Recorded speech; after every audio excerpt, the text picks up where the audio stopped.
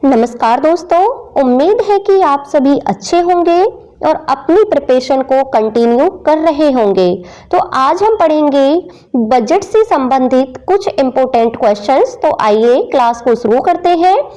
पहला क्वेश्चन है, केंद्रीय बजट 2023-24 के अनुसार अमृतकाल की कितनी प्राथमिकताएं हैं?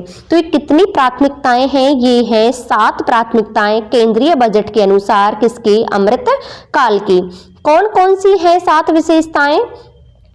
एक है समावेशी विकास, अंतिम मील तक पहुंचना, बुनियादी ढांचा और निवेश, संभावनाओं को उजागर करना, हरित विकास, युवा शक्ति, वित्तीय क्षेत्र। ये 7 क्या है? अमृतकाल की प्राथमिक विशेषताएं हैं। नेक्स्ट है, दुनिया ने भारतीय अर्थव्यवस्था 2023-24 को चमकदार सितारा के रूप में मान्यता दी है, क्योंकि आर्थिक विकास का अनुमान कितना है? तो ये है 7%। 7% इसका अनुमान है। विश्व ने भारतीय अर्थव्यवस्था को एक चमकदार सितारा के रूप में मान्यता दी है। क्यों दी है?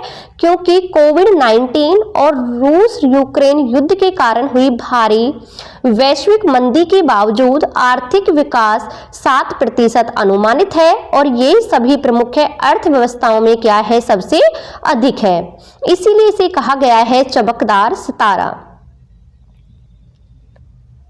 नेक्स्ट है, 2023 से 24 तक अनुमानित भारत की आर्थिक वृद्धि के संदर्भ में निम्नलिखित में से कौन सा सही है?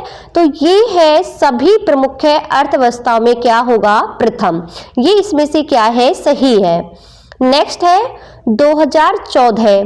पिछले 9 वर्षों से भारतीय अर्थव्यवस्था का आकार 10वें स्थान से बढ़कर कितना हो गया है? क्वेश्चन आपसे पूछ रहा है कि 2014 में जो हमारी अर्थव्यवस्था थी वो कितने नंबर पर थी? वो थी 10वें नंबर पर। अब कितने नंबर पर हो गई है? अब हो गई है 5वें नंबर पर।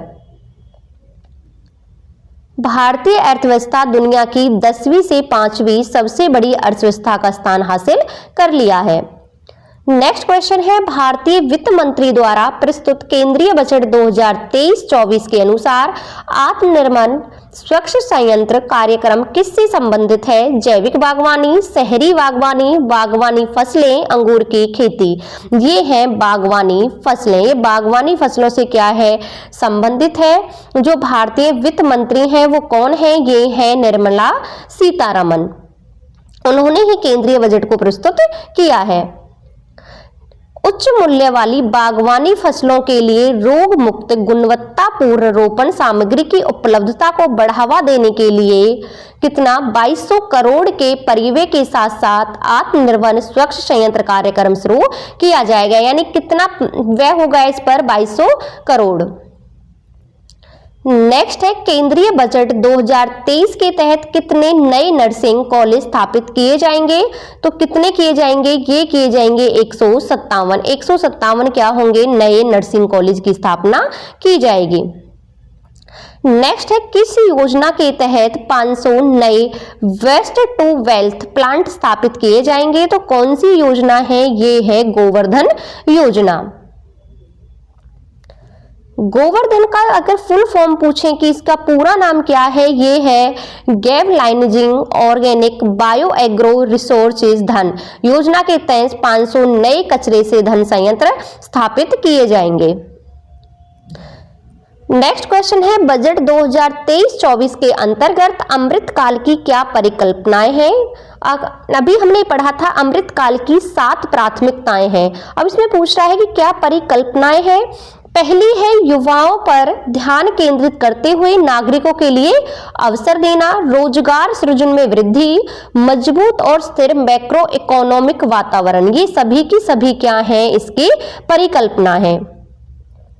नेक्स्ट क्वेश्चन है, वार्षिक वित्तीय विवरण बजट 2023-24 के अनुसार हरित विकास किससे संबंधित है? हरित ऊर्जा, हरित खेती, हरित उपकरण या सभी? ये सभी से संबंधित है। हरित विकास क्या है? ये सभी से संबंधित है। हरित ऊर्जा, हरित खेती, हरित उपकरण। नेक्स्ट क्वेश्चन है, बजट 2023 के तहत ग्रीन ग्रोथ क्या है? ग्रीन ग्रोथ, हरित ईंधन, हरित ऊर्जा, हरित खेती, हरित गतिशीलता, हरित इमारतों, हरित उपकरणों के लिए कई कार्यक्रमों, विभिन्न आर्थिक क्षेत्रों में ऊर्जा के कुशल उपयोग की नीतियों से संबंधित है। नेक्स्ट है, भारत श्री अन्ना का सबसे बड़ा उत्पादक और दूसरा सबसे बड़ा निर्यातक है। श्री अन्ना क्या है? तो श्री अन्ना क्या है? ये है बाजरा। बाजरा क्या है? श्री अन्ना का नाम दिया गया है। और भारत इसमें सबसे बड़ा क्या है? उत्पादक है। और दूसरा सबसे बड़ा क्या है? निर्यातक है। भारत दुनिया में श्री अन्ना यानी कि बाजरे का सबसे बड़ा उत्पादक है, दूसरा सबसे बड़ा क्या है? निर्यातक है। ये भी आपसे पूछा जा सकता है कि भारत का बाजरे उत्पादन में कौन सा स्थान है? तो पहला है। और निर्यात में कौन सा है? वो है दूसरा। नेक्स्ट है, भारतीय वित्त मंत्री द्वारा प्रस्तुत केंद्रीय बजट 2023-24 के अनुसार कौन सा रोग उन्मूलन मिशन शुरू किया गया है? तो कौन सा है? ये है सिकल सेल्स एनीमिया। साझा शिलालेख भंडार के संबंध में निम्नलिखित में से कौन सा सही है? इसमें है पहले चरण में 1 लाख शिलालेखों का डिजिटलीकरण किया जाएगा। नेक्स्ट है, डिजिटल पुरालेख संग्रहालय में भारत साझा शिलालेख भंडार स्थापित किया जाएगा, जिसके तहत पहले चरण में 1 लाख प्राचीन शिलालेखों का क्या किया जाएगा?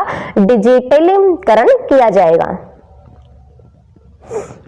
नेक्स्ट है, पीएम प्रणाम का क्या उपयोग है? इसका उपयोग है रासायनिक उर्वरकों का संतुलित उपयोग करना, पीएम प्रणाम का उपयोग है। वैकल्पिक उर्वरकों, रासायनिक उर्वरकों के संतुलित उपयोग को बढ़ावा देने के लिए राज्यों और केंद्र शासित प्रदेशों को प्रोत्साहित करने के लिए धरती माता की बहाली, जागरूकता, पोषण और सुधार के लिए पीएम कार्यक्रम, जिसका नाम है पीएम प्रणाम, शुरू किया जाएगा। नेक्स्ट है, मछुआरों पर केंद्रित नई योजना क्या है? ये है पीएम मत्स्य संपदा योजना की नई उपयोजना। मछुआरों, मछली विक्रेता, सूक्ष्म लघु उद्यमों की गतिविधियों सक्षम बनाने, मूल्य श्रृंखला दक्षता में सुधार लाने, बाजार का विस्तार करने के लिए 6000 करोड़ के लक्षित निवेश के साथ साथ पीएम मत्स्य संपादन योजना की एक नई उपयोजना भी क्या की जाएगी? शुरू की जाएगी। नेक्स्ट है, जीडीपी की राजकोषीय घाटे का संशोधित अनुमान क्या है? ये है 6.4%। नेक्स्ट है, बजट 2023-24 में 6 लाख रुपए से 9 लाख रुपए की आय के बीच आयकर स्लैब के लिए कर की दर क्या है? तो ये है 10%। नेक्स्ट है, भारत में पेश किया गया पहला पेपरलेस यानी कि डिजिटल बजट कौन सा था? तो ये था 2021-22 वाला। ये पहला था जब पहला पेपरलेस था ये। नेक्स्ट है, बजट के संबंध में कौन सा कथन गलत है? यह एक वार्षिक वित्तीय विवरण है, ये भी ठीक है। गतिरोध के कारण संसद का संयुक्त सत्र, ये गलत है। लोकसभा में अधिक शक्तियां, ये ठीक है कि बजट के संबंध में लोकसभा को अधिक शक्तियां हैं। बजट राष्ट्रपति की पूर्व अनुशंसाओं के साथ संसद में प्रस्तुत किया जाता है, ये भी बिल्कुल ठीक है। तो इसमें गलत कौन सा है? ऑप्शन बी इसमें क्या है? गलत है। नेक्स्ट है, भारतीय संविधान का कौन सा अनुच्छेद केंद्रीय बजट का प्रावधान करता है? तो ये करता है अनुच्छेद 112। नेक्स्ट है, एक वित्तीय वर्ष की अवधि कितनी होती है? तो ये होती है 1 अप्रैल से 30 मार्च तक वित्तीय वर्ष की अवधि। नेक्स्ट है, स्वतंत्र भारत के पहले वित्त मंत्री कौन थे? तो ये थे षणमुखम। कौन थे? ये थे षणमुखम सेठी, जिन्होंने स्वतंत्र भारत का पहला बजट प्रस्तुत किया था। नेक्स्ट है, महिला सम्मान विकास पत्र क्या है? तो इसमें क्या है? महिलाओं के लिए 2 लाख रुपए की बचत पर वार्षिक ब्याज बढ़ाएं, ये क्या है? महिलाएं सम्मान विकास पत्र है। नेक्स्ट है, नेशनल डिजिटल लाइब्रेरी का उद्देश्य क्या है? तो इसका उद्देश्य है बच्चों और किशोरों को उच्च गुणवत्ता वाली किताबें उपलब्ध कराना।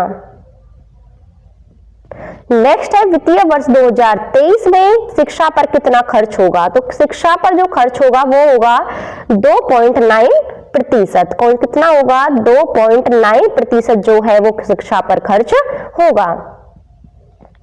नेक्स्ट है केंद्रीय बजट 2023-24 के अनुसार मिष्टी का क्या अर्थ है। मिष्टी का जो अर्थ है वो है तट रेखा आवास और मूर्त आय के लिए मैंग्रोव पहल।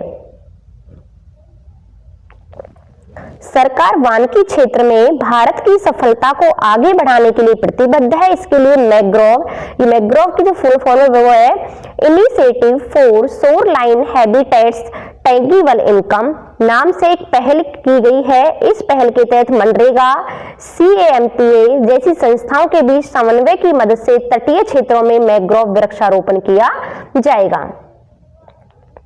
ये mangrove initiative for shoreline habitat tangible income ये क्या है? ये मिष्टी की क्या है? फुल फॉर्म है, क्योंकि एग्जाम में फुल फॉर्म भी पूछ ली जाती है तो इसको याद रखना है।